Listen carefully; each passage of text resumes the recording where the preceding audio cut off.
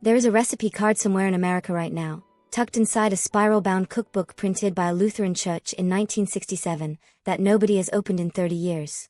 The card is handwritten. The ink is faded. There is a butter stain in the upper corner. And on that card is a dish that fed 200 people on a Tuesday night for under $4. Her name was probably Dorothy. Or Edna. Or Ruth. She brought it every single potluck. Nobody had to ask. It just appeared, in a casserole dish with her name taped to the bottom in masking tape. And it was gone before the pastor finished his third plate. We stopped making these dishes. And I've been thinking about why. Because the answer is not what you expect. Stay with me. We're going back to the church basement. And we're not leaving until we've talked about all of it. Before we get to number one. And I promise you, number one is a dish with a name so strange you'll need to hear the story behind it. I need you to understand something about why these recipes existed at all. Because there was a logic to this food. A brilliant, practical, no-nonsense logic that modern cooking has completely abandoned. We'll get there. But first, dish 1, Perfection Salad. That is the actual name. And in 1905, a woman named Fanny Farmer submitted it to a Knox gelatin contest and won. By the 1950s, it was on every church table in the country. Here is what it is. Lemon Jell-O.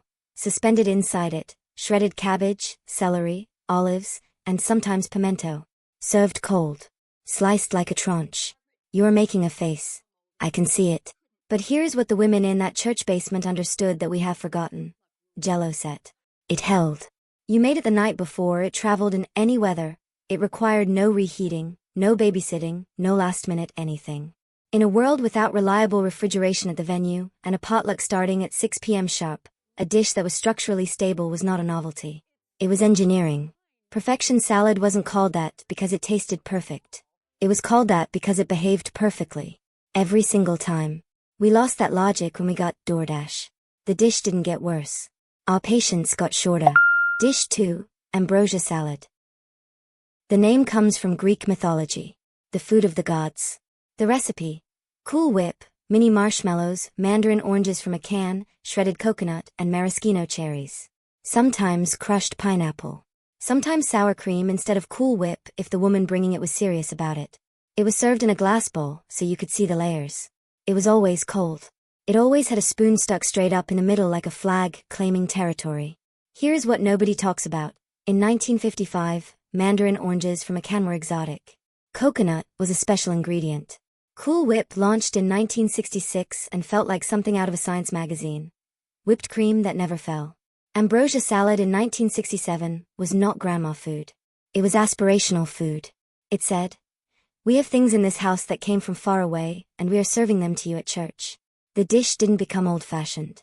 The ingredients stopped being special. That is a different problem entirely. Dish 3, Ham balls. I'm going to say it plainly, ham balls. Ground ham. Ground pork.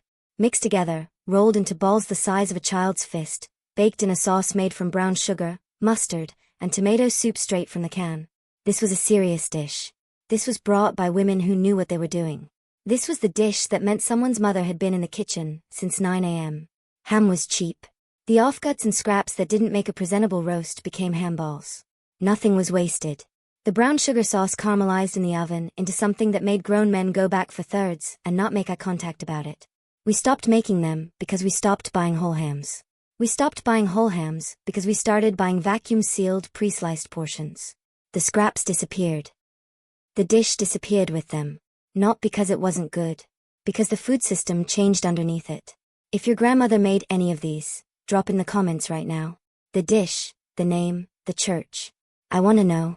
Because what I'm finding as I go through these old cookbooks is that every single one of these recipes has a woman's name attached to it somewhere.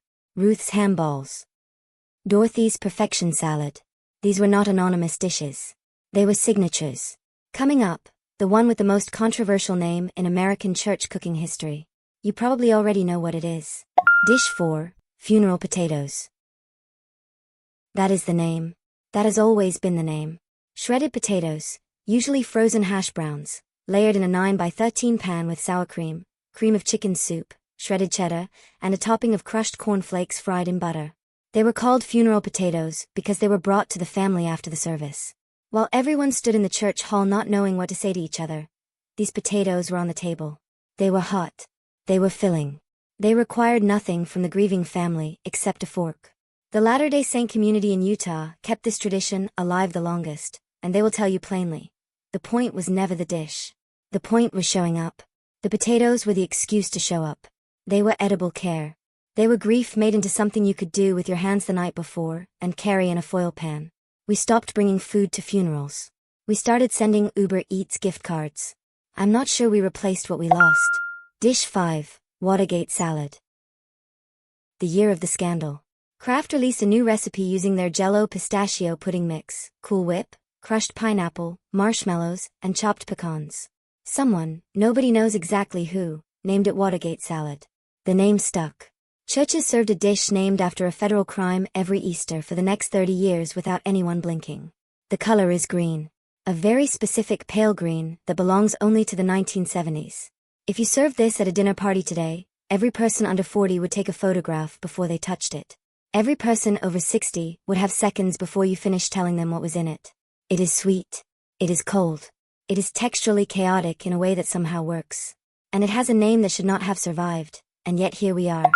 Pineapple upside down cake. Every church had one woman who made this. Just one. And she knew it, and everyone knew it, and she brought it to every event for 40 years, and the pan was always empty before the coffee finished percolating. Cast iron skillet. Butter and brown sugar melted in the bottom.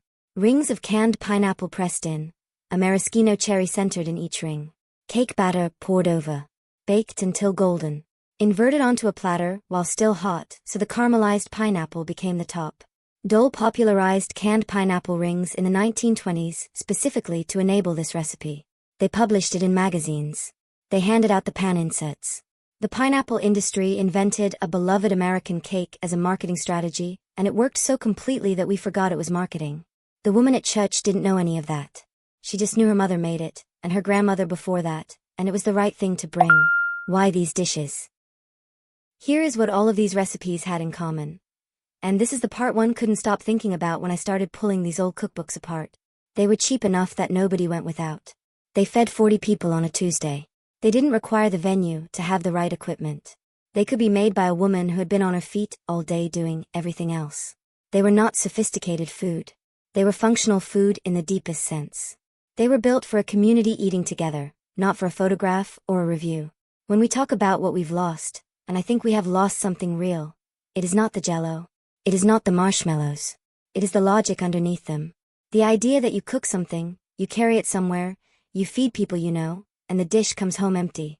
The church basement is still there in a lot of towns. The cookbooks are in the closets.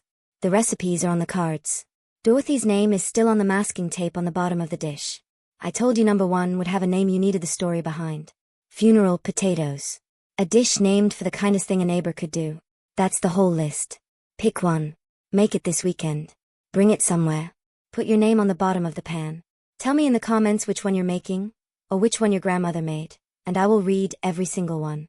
The next video is already waiting.